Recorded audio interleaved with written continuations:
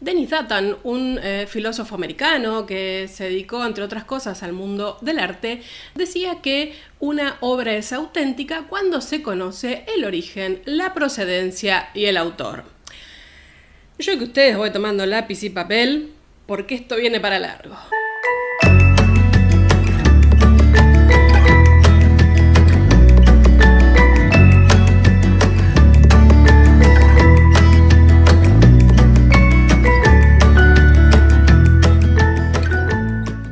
Y encaramos esta semana con un tema que, bueno, es bastante álgido, pero es interesante porque creo que nos va a servir para comprender mucha información que a veces se nos dan de las piezas de una obra de arte, que por ejemplo uno mira en un museo o en una galería y no entiende muy bien a qué viene. A ver, atribuir una pieza a una escuela, a un autor o a un taller implica justamente mirar sus características y documentación y poder decir que pertenece, por ejemplo, a determinado autor y que corresponde a determinado periodo o determinada fecha. Es decir, en general, la atribución de autoría y la datación de una pieza es fundamental para identificar una obra. ¿Y esto cómo se materializa? Bueno, tenemos distintos caminos. Hay uno que es el más feliz, me imagino que para cualquiera que estudie estas cosas, que tiene que ver con tener documentación de una pieza. Es decir, tengo, por ejemplo, un cuadro, tengo la firma del pintor y tengo documentación. Se le solicitó al pintor tal hacer tal pieza o un recibo de pago. Es decir, algo que me indique o relacione de alguna manera la obra o la pintura o la escultura con su creador. Ahora, por supuesto, no todo es tan feliz. No. Siempre se complica. Y sobre todo cuando hablamos de piezas que tienen, en realidad iba a decir que piezas que tienen más de 100 años o 200, pero la verdad es que el tema de la datación, por ejemplo, o de la autoría, sigue siendo un punto complicado incluso con piezas del siglo XX. Así que no es tan así. Sí hay otros factores que ahora los vamos a ir recorriendo, pero ¿a qué venía todo esto? Porque me derivé, siempre me derivo. Que obviamente no siempre está toda la documentación, incluso muchas veces, aunque una pieza esté firmada, no nos da garantía de que sea de determinado autor. Entonces ahí se empieza un análisis de los aspectos formales de una obra. Y se mira todo lo que se les puede ocurrir, no solamente desde la paleta de colores o el tipo, por ejemplo, de pincelada de un artista, sino también los temas, cómo representaba las caras habitualmente, cómo representaba las manos, qué elementos solían componer sus obras, por ejemplo, no sé, un perro o un animal que repite más de una obra, un modelo que lo usa para distintos tipos de configuraciones y de obras. Todo eso va sumando de a poquito, para que uno pueda decir, finalmente esto es un Rembrandt, un Rubens, un Velázquez o cualquier autor que a ustedes les ocurra. Y entonces vamos a ver algunos ejemplos. Tenemos piezas sobre las que no tenemos ninguna duda, por ejemplo, esta obra de Velázquez de la infanta María Teresa. ¿Por qué no tenemos ninguna duda? Bueno, porque tiene una fecha clara, que es 1652, porque, bueno, Velázquez era pintor de la corte y se le solían encargar este tipo de retratos de la familia real, porque puntualmente este retrato se encargó para ser enviado, junto a otros, ¿no?, a las distintas cortes de París, de Austria, de Bélgica, en el momento en el que María Teresa, la infanta, tenía 14 años y se le estaba buscando un marido. Y siguiendo con esta historia feliz, lo más interesante también es que sabemos quién es la retratada. María Teresa, la infanta María Teresa, era hija de Felipe IV y de Isabel de Francia. Al cumplir los 14 años se encargaron una serie de retratos para, como dije, enviar a las distintas cortes. Y finalmente, que esto se hizo en el año siguiente, en 1653. Y finalmente, bueno, María Teresa se terminará casando con Luis XIV, que en esencia era su primo. ¿Y qué otras cosas nos dicen además que esto fue de Velázquez, además del encargo y cierta documentación? Bueno, el estilo de la obra. Vamos a ver los aspectos formales. La actitud con la que Velázquez representa a la infanta, majestuosa, digna, como debía ser un retrato de este estilo, por supuesto. La figura, bueno, tiene un contraste muy fuerte con el fondo, es decir, está profundamente iluminada su vestimenta, su rostro, sus formas, contra una cortina media gris que aparece ahí y un fondo completamente oscuro, es decir, se está destacando a la persona, típico de la pintura de este momento y de lo que hacía Velázquez. Tiene todos los atributos esperados en un retrato de este tipo, la seriedad, la formalidad, con algunos guiños. Por ejemplo, los 2 relojes que tiene colgados en el vestido. Eso habla de que era una persona seria y que cumplía, que era metódica y que cumplía con sus deberes. ¿Y esto nos alcanza para decir que es Velázquez? No, tenemos que ir un poco más allá y empezar a indagar en, por ejemplo, el tipo de pincelada, veamos el pañuelo, la ropa. Esto se condice con el periodo ya de madurez de Velázquez. Piensen que Velázquez muere en 1660, año en el que terminó organizando la boda de María Teresa, justamente. Es decir, ya, bueno, era un artista maduro. ¿Y cómo era la obra madura de Velázquez si la comparamos con otras piezas de ese momento? Bueno, se habla de la factura rápida, de la juxtaposición de pinceladas, de lo que se llamaba pintura a la prima, es decir, donde Velázquez jugaba mucho con los efectos visuales. Por ejemplo, el tipo de pincelada que daba, si uno se acerca no se entiende de qué está hablando, pero la distancia conformaban el efecto y la figura que él lograba. Era maestro en esto, sin ninguna duda. Quiero aclarar algo, cuando uno dice pincelada rápida, juxtaposición, pintura a la prima, no significa que ni Velázquez ni ningún autor, no me voy a cansar de decirlo, ningún pintor, pintara así al Bartoleo. O sea, todos evaluaban, diseñaban y pensaban sus obras.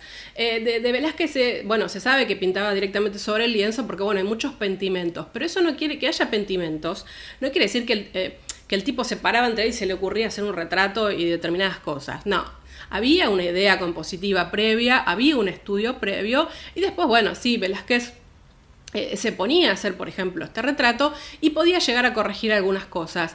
Pero pintura a la prima no significa me tiro ahí, hago algo y nada más, Ojo, ojo. Todos estos estudios y análisis de características permiten, por ejemplo, a el Museo de Viena decir que tiene esta obra tiene un título, que tiene una fecha y que ese autor es Diego Velázquez. Cuando uno ve autor Diego Velázquez, está claro que no hay ninguna duda de la atribución de esa obra.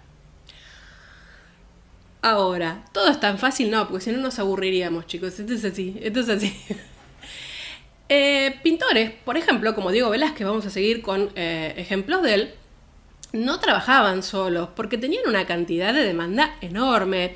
Diego Velázquez, como puedo decir Rembrandt o puedo decir Rubens, por poner ejemplos cercanos del mismo periodo. Los pintores no trabajaban solos, eso es una idea casi moderna, ¿no? Trabajaban en talleres, tenían su propio taller. Ni hablar de Velázquez, que además tenía funciones de tipo burocrático administrativas en la corte, no era solamente pintor, sino que estaba encargado, bueno, hizo toda una carrera de corte Velázquez, con lo cual pasó por distintos estadios, pero tenía que encargarse, por ejemplo, de organizar las fiestas, como pasó con María Teresa, de decorar los distintos palacios, hacía arquitectura, hacía de todo Velázquez, entonces claramente era un señor muy, muy ocupado. Eso implicaba que tenía que tener un taller.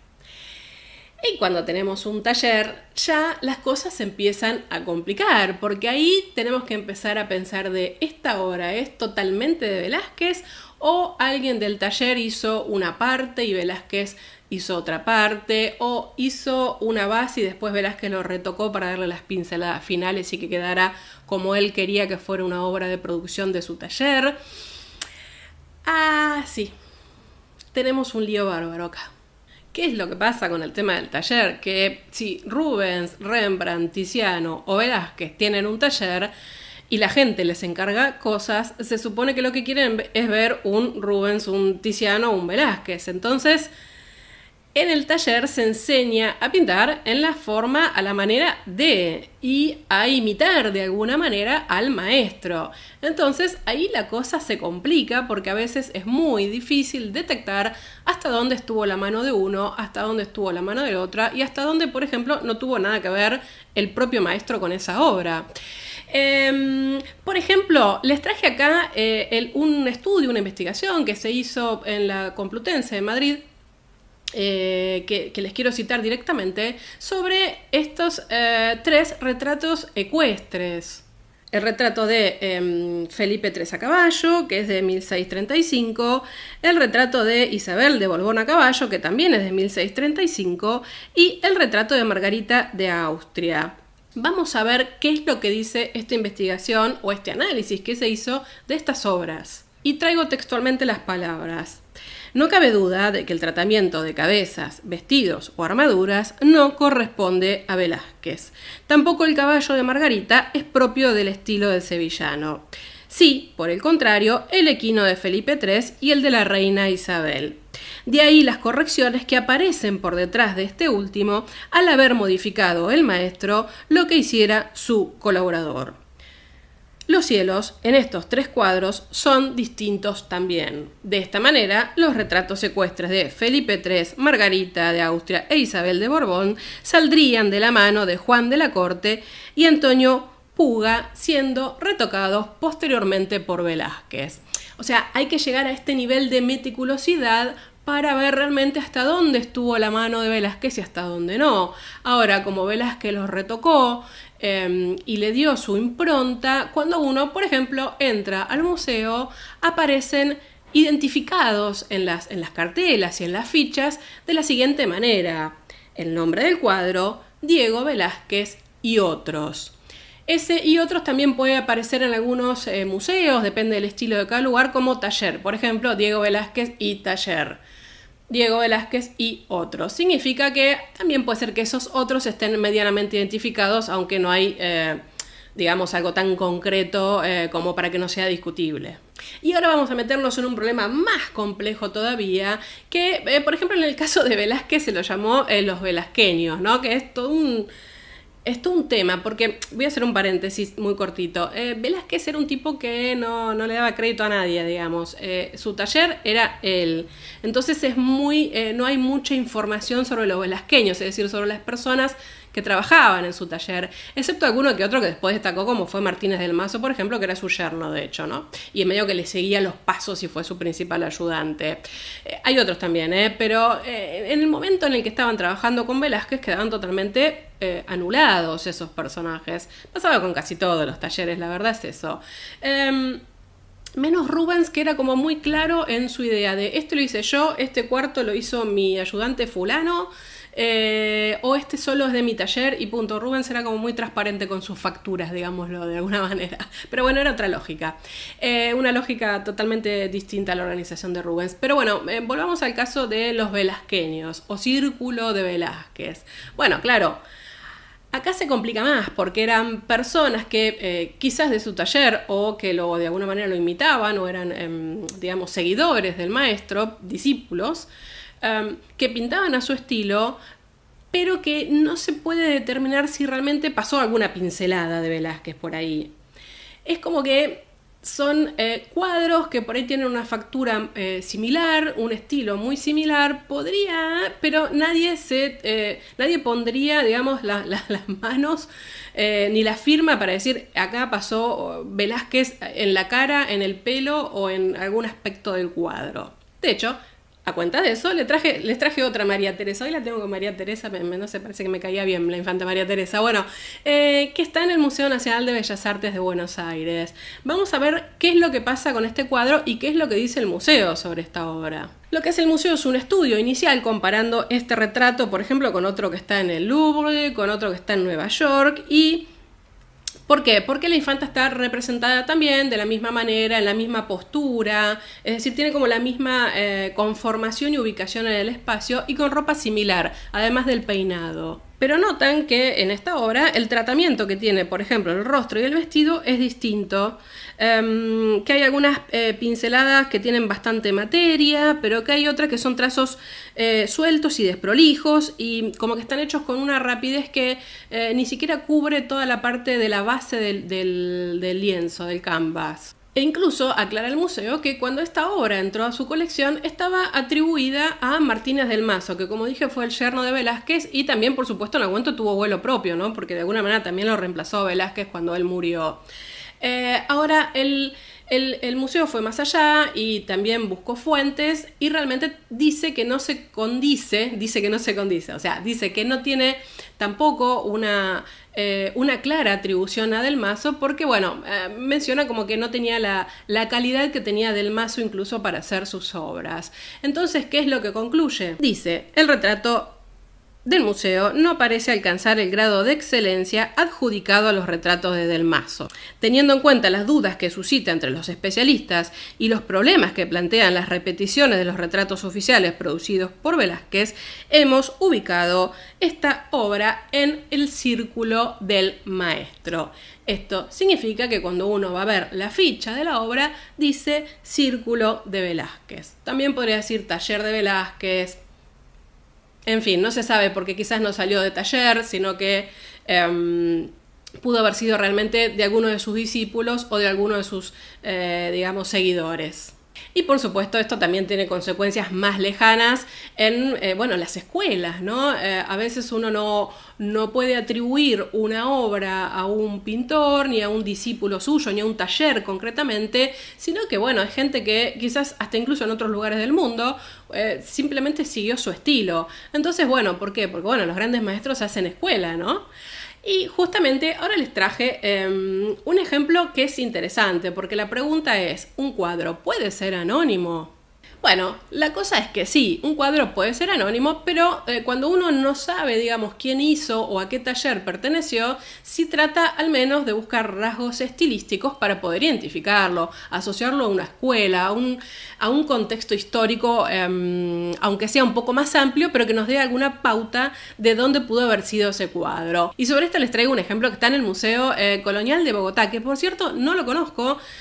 Cuando me tocó estar en Bogotá estuve muy poquito tiempo y no llegué a conocerlo, y mirando justamente estos ejemplos para traerles hoy de distintos lados de los continentes, de distintos lados del Océano Atlántico, me puse a ver este museo y las piezas que tiene y demás, y la verdad que, el catálogo quiero decir, y la verdad que está súper interesante. Si alguien lo conoce o estuvo por ahí, cuénteme, déjenme en los comentarios, no sé, referencias, qué les pareció, qué vieron, qué no te podés perder de ese museo, porque bueno, algún día vamos a poder viajar de nuevo y me gustaría conocerlo.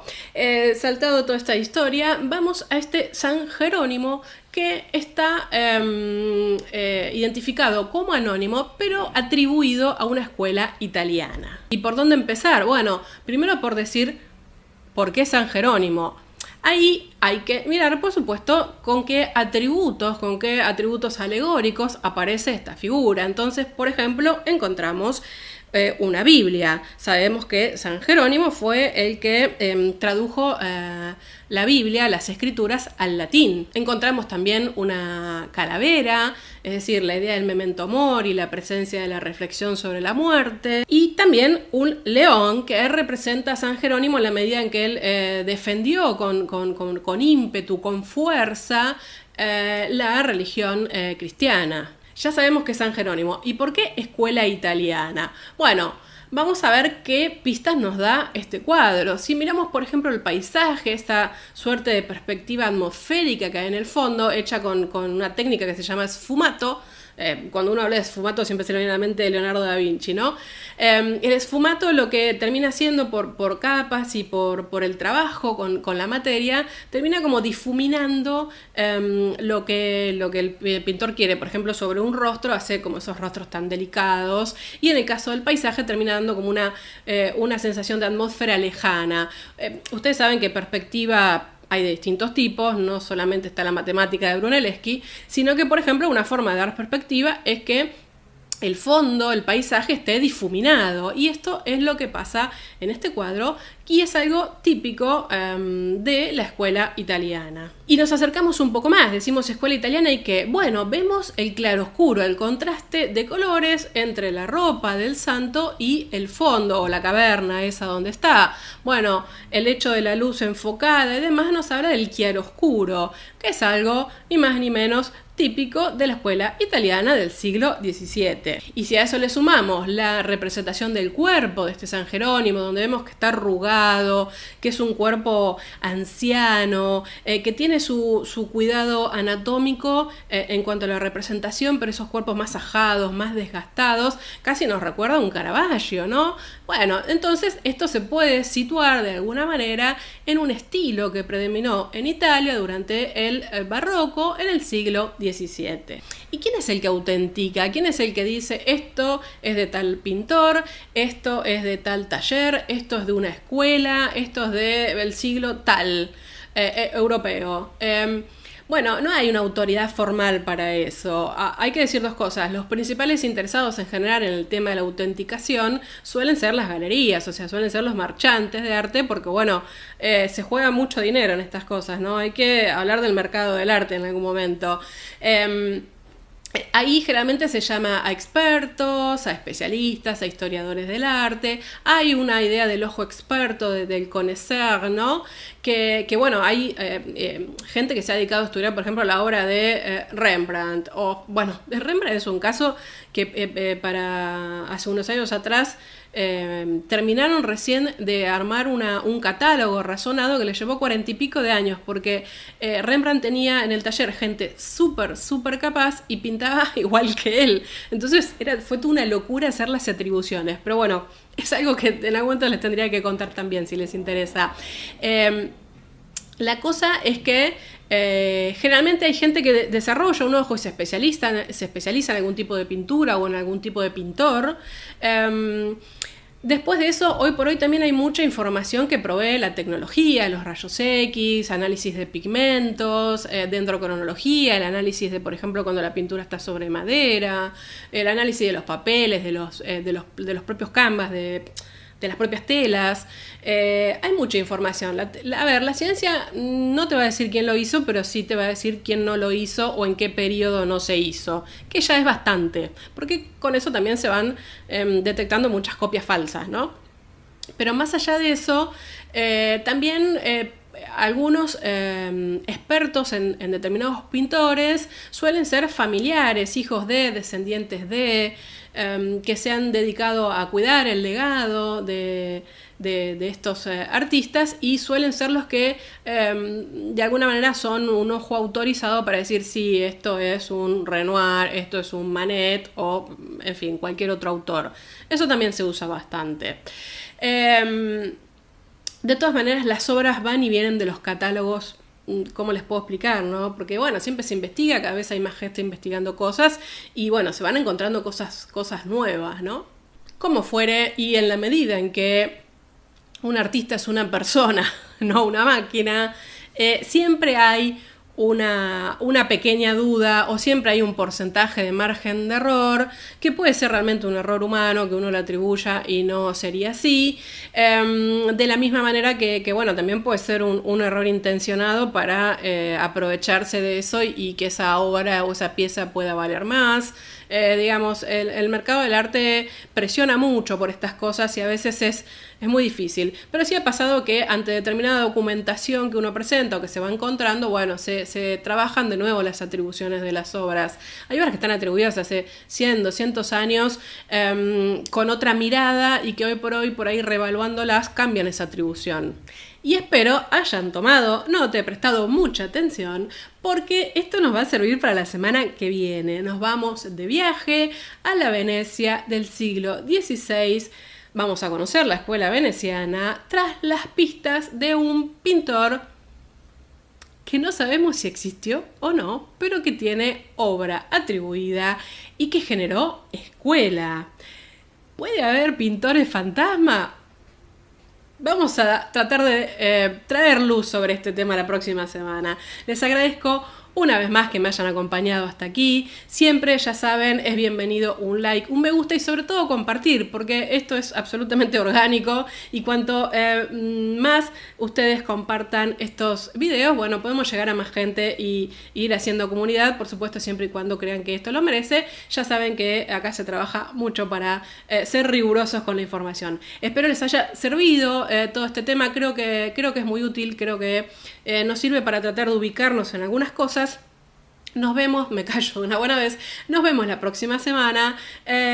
Cualquier idea, comentario y demás me lo pueden dejar acá abajo. Les dejo mis contactos también en la caja de descripción y seguramente pasaron por acá. No olviden de suscribirse. Nos vemos.